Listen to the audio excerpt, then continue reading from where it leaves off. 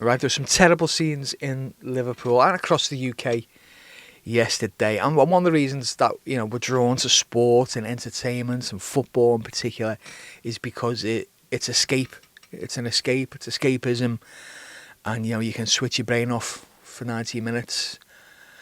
And that's what I did last night. I chose to watch a meaningless friendly game getting played 10,000 miles away from Liverpool in order to kind of take my mind off, right-wing scumbags running across the country and making the country a little bit worse. And, Liverpool and Man United game, it's always going to have a little bit of a needle. And as good as it is to see Liverpool win 3-0, let's not kid ourselves. It is a meaningless friendly. It means nothing apart from, what's needed. To be done in a pre-season match for the players, for the system, commercially for the fans out there, and all this kind of stuff. But you can see some people on social media maybe trying to engineer some bragging rights. It means nothing. There's no bragging rights to be had. The game is meaningless. The game's done. Pre-season is almost done. And we move on. No one's going to remember this game like 2 weeks from now. It doesn't matter at all. So in terms of what did we learn from the game, if we learned anything, I think maybe first and foremost, one of the key kind of points of Arne Slot's system that he's bringing in is the double pivots. We saw it again against United. This time we saw a duo of Curtis Jones on the left side of the pivot and Ryan Gravenberch on the right. No sign of Endo as of yet. Apparently he played in the game. I've seen pictures of him playing the game. I don't remember him playing at all. I think I was having like hallucinations around about 3:30, 3:40.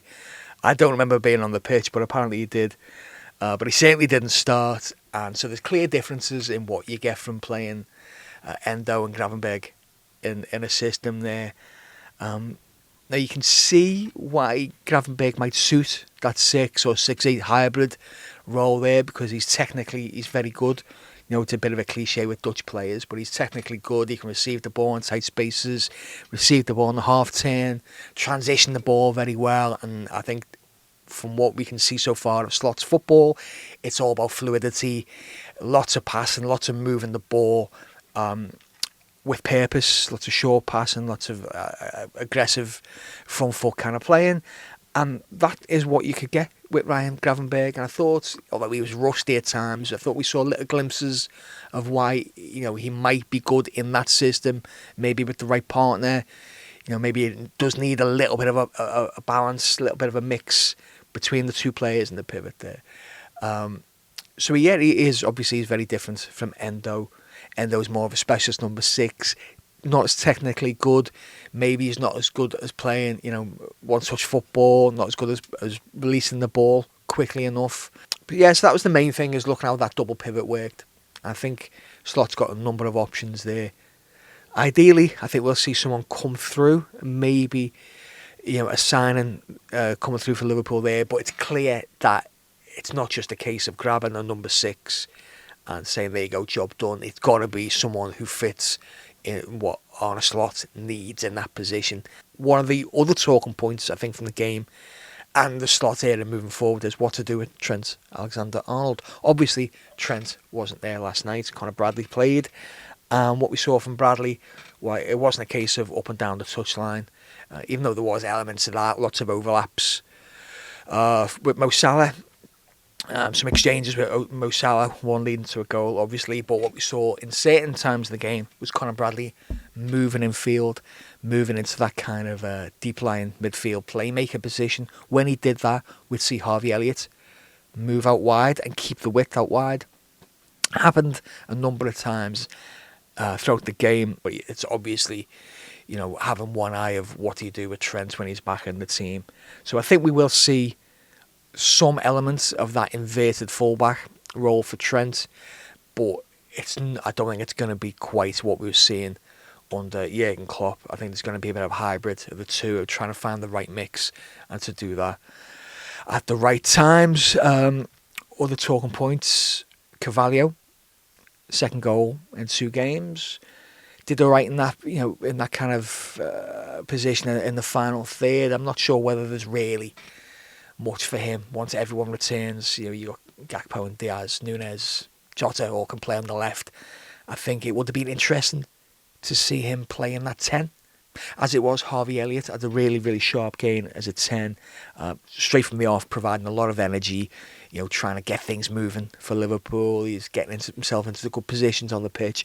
Obviously, it's a friendly, so it's going to be maybe a different story against Ipswich, who are probably going to be playing it in a low block, a lot more aggressively, a lot more professionally. There's going to be less space for him there, but it's good to see him actively trying to take up those positive positions where he can positively influence the game. And he did have a hand in a lot of the good things that Liverpool were doing. I think it's really interesting to see what Harvey Elliott can do there, because even under Klopp, he did his best work in that number 10 position, but obviously would start, for the most part, start wide right and drift in. It's a different kind of, it's asking different questions of him to start centrally.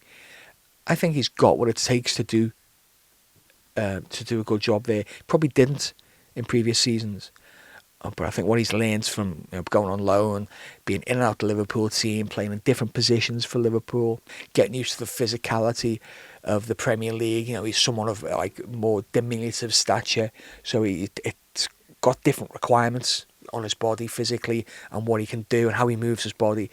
How he moves in a number 10 is different to how Dominic Szoboszlai moves in number 10, for instance. I think it's a big season for him. It's probably make or break in terms of what he's going to do in his Liverpool career. But I've got confidence in Harvey Elliott in doing a good job there and being an important part of that Liverpool team moving forward. In terms of what happened in the game, typical of what we see in the past two friendlies, lots of quick passing for Liverpool, lots of trying to move the ball quickly in these kind of triangles and stuff like that, keeping possession. Another big talking point there was what was happening at centre-back. Konate comes back a bit rusty, not a problem. It's first game back really, and you expect him to be a bit rusty. A few misplaced passes and what have you. It wasn't brilliant, but it's all about getting minutes under the belt at this point. Anyway, what was interesting is that Konate started on the left side of the centre-back pairing with Jalo Quansah on the right side. Now, at the end of last season, Quansah was keeping Konate out of the side completely. Now, when Konate is playing, Quansah is still not being moved. He's kind of made that right-sided centre-back position his own, and I expect against Ipswich, Jalo Quansah to be the starting centre-back in that position. All being well, Virgil van Dijk next to him. What we've seen, I think maybe in these couple of pre-season games with Quansah, is how Jalo Quansah is maybe taking that next developmental step. We saw last season that he was a very good, capable defender. I think maybe it was more about getting through games and showing his natural ability last season.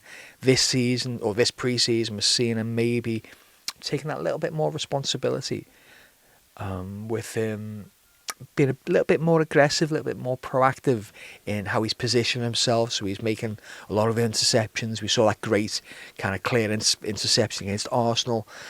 I think he's working on this position and where to be without the ball and how he can influence the game without the ball. And you can see he's obviously worked at the game, but it's also a consequence of being more confident and really feeling like he's now got a place. Like Conor Bradley, you see the same thing. They feel like they're part of the first team squad now. They're not just young kids who've got to come in and not make a mistake. So I think it's a big season for Quansah. I think he's a brilliant player, and I think we'll see big things from him. It's going to be difficult for anyone to oust him, I think. Yeah, Liverpool finished 3-0 there.